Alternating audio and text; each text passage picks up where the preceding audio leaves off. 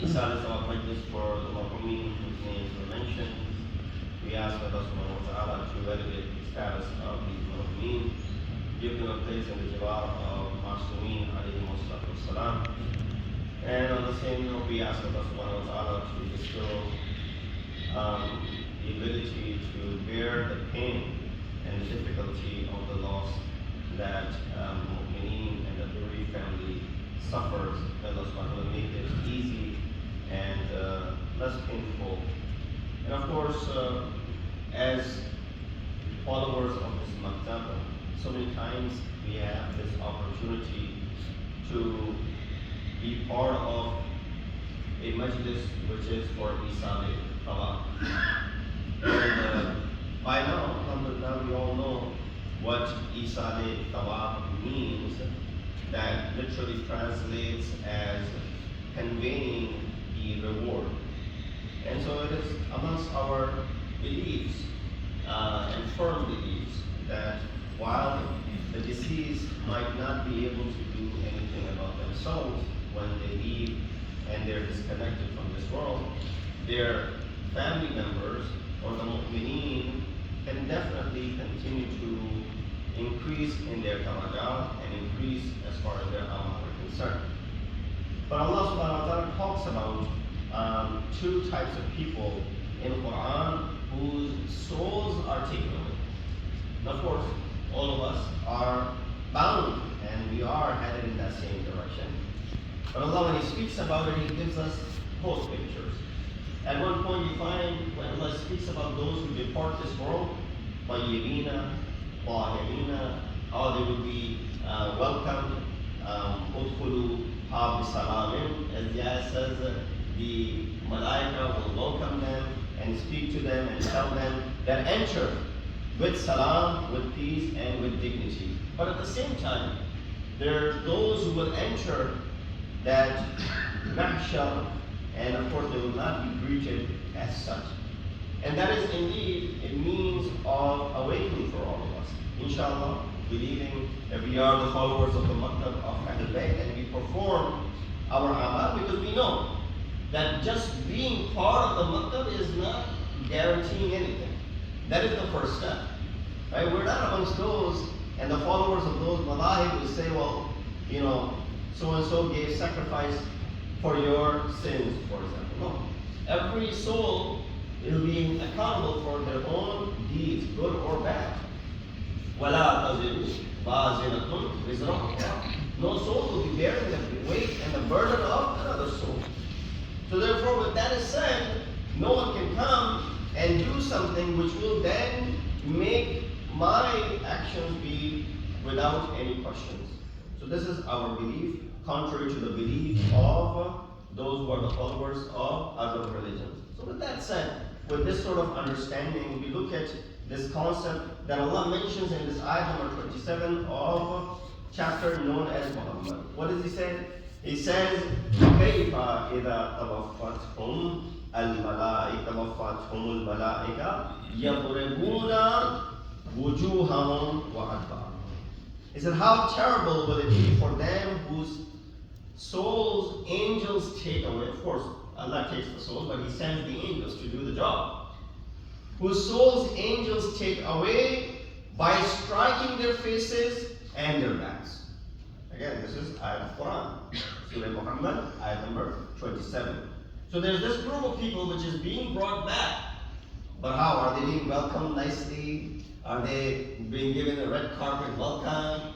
None of those things. Forget about the red carpet welcome. Forget about any sort of courtesy. If anything, it's the opposite of that.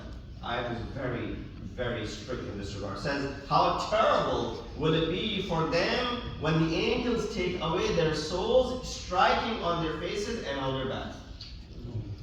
After that says, ذَلِكَ بِأَنَّهُمْ اتَّبَعُوا مَا أَسْخَطَ اللَّهُ وَكَرِهُوا رِضْوَانَهُ. Of course, that is because they followed what angered Allah subhanahu wa ta'ala and disliked what earns His displeasure. So they did things which was what? Earning the displeasure of Allah subhanahu wa ta'ala. These are those individuals. And there are many such individuals. Here you see that Allah subhanahu wa ta'ala did not mention some major sins.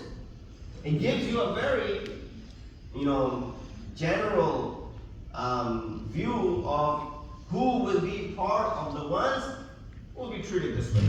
So don't let any false, dreams or anything of that sort take you away from the reality. What I'm speaking about over here is the ayat of Quran, and the purpose behind it is to just open our eyes and face the reality that Allah did not say these are the people who, for example, committed this action or that action. So no, these are the people who angered Allah subhanahu wa ta'ala. These are the people who committed things which were disliked by Allah subhanahu wa ta'ala, and their deeds will be rendered worthless.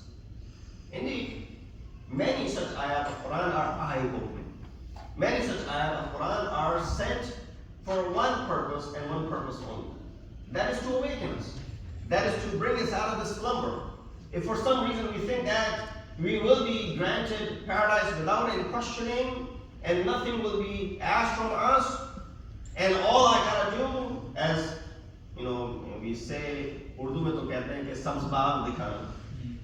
These politicians, they come because they want your votes. What are they gonna do? They're gonna show you sabz baag, the garden where you'll have all of these things, and we'll do this for you, and we'll do that for you. We'll take care of your rights. We'll provide for you. We'll work up on the health care. We'll work on this. All of these things will go away once you have elected us.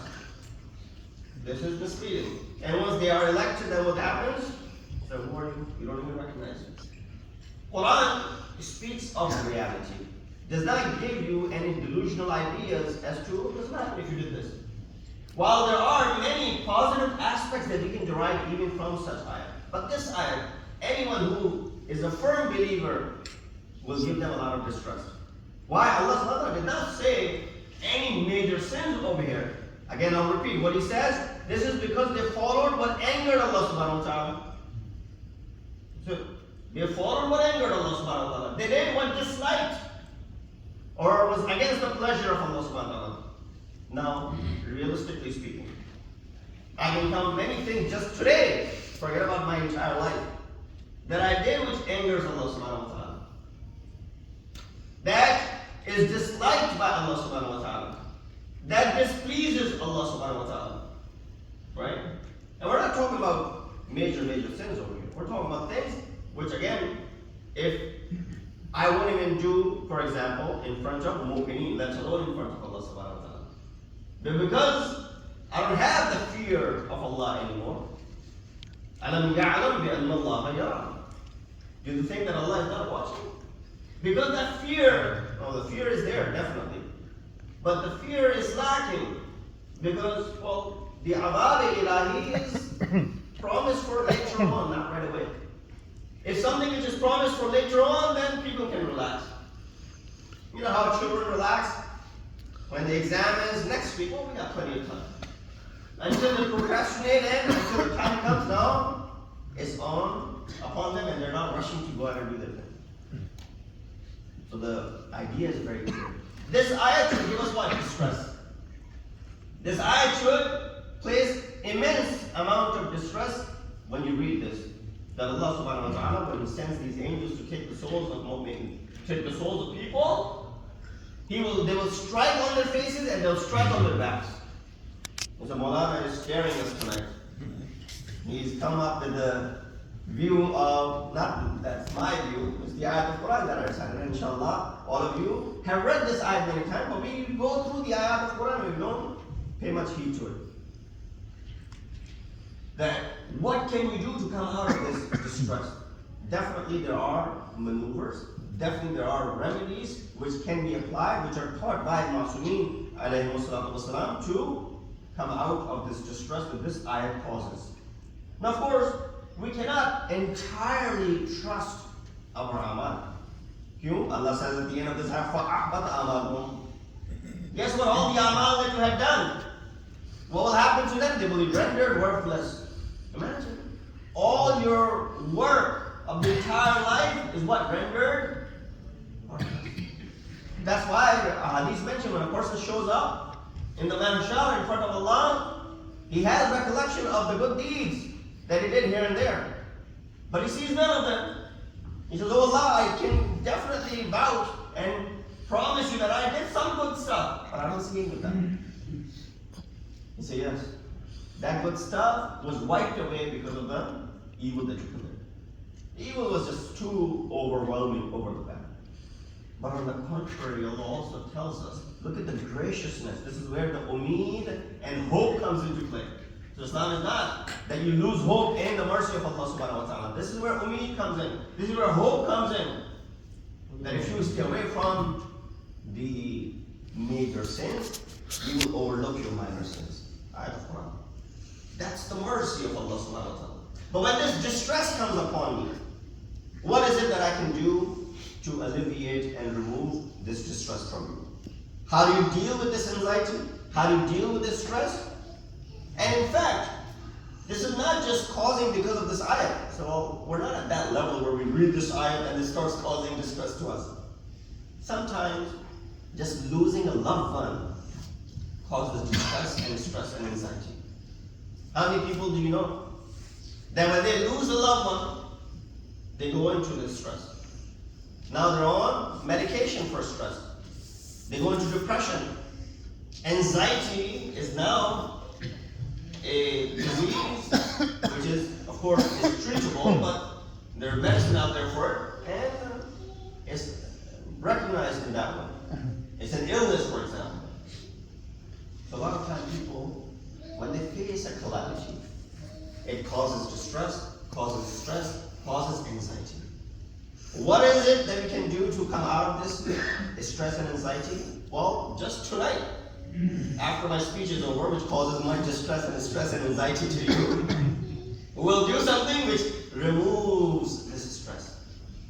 We did something which removed the stress before the majlis, and we'll do something which will remove the stress after the majlis. And I know you know what I'm hinting towards. Sallu ala Muhammad wa ali Muhammad. So the main characters that play a main role in removing or creating peace of mind and serenity and calm. Number one, easy said than done. Sabr, patience. Patience is something which is heavily mentioned in Quran. In fact, mentioned in Quran for those who are min azm al-umur. It is one of the most difficult of the tasks. It's not easy to have sabr. But of course, we all know the fruits of patience. It is a practice which restrains us, from complaining and grievances. When something befalls, difficult to swallow, difficult to treat, difficult to handle, what do we want to do? Right away, complain. Right away, we want to go out and express our displeasure in people or in things which may have caused that distress. Right? At work, something happened which causes distress. Right away, you're looking for someone to blame. You didn't do your job properly. You didn't do your job properly, and that's what happened. That's the name of sabr, where you're able to refrain yourself and collect yourself and come out in a way where you're able to, instead of showing grievance, you're able to what? Swallow this pill, which is sometimes very bitter. So you find that being sabir, when you do not have any control over things, is lower than showing patience when you do have control over things, right? When I'm able to take revenge and I do sabr, is much bigger act than when I'm not able to take revenge and I do sabr. Need I remind you that Sayyid al-Shuhada has all the ability to do what he's gone out to do. Al-Abbas has the ability to go out and do what he's been taught to do. But to show immense amount of sabr in front of their own whims and desires, that requires ability. And if it wasn't for these individuals to show us the path, we say, well, sabr is not something which exists in the world. It's non-existent. So sabr and practicing this sabr and showing this patience is one of the ways of removing the anxiety and the distress from you. That's number one. Number two, dua. As I said, something we just performed. We recited. What is this dua? Dua is something, it's like a spring of delicious water for a believer to satiate himself whenever he wishes. You can always raise your hand. There isn't time allocated for dua.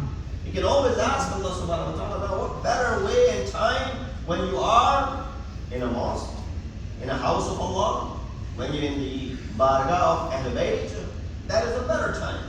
But there's no requirement of time and place and date and moment to go ahead and speak to your Lord. Dua is that connection that you establish with Allah subhanahu wa ta'ala. Just like, a fish cannot survive without water. You take it out of the water and it starts to show the signs of losing life. Mu'min should be the same way without dua. But of course, Ad-da'i bila amal karrani bila watan. We always keep that in perspective. That dua without action is worthless. There's no outcome to that dua. So make sure that you put your money or your mouth is, you act according to the commands, and then you go ahead and make this dua. Sallallahu Muhammad wa ali Muhammad. While you are seeking to find solution to your problems with this dua, Ya Sari al-Rida, Ibghir liman la yamliku illa dua. Or when you read in the other kalamat of Amir Mu'mineen in this dua, there's so many segments of it. We've spoken about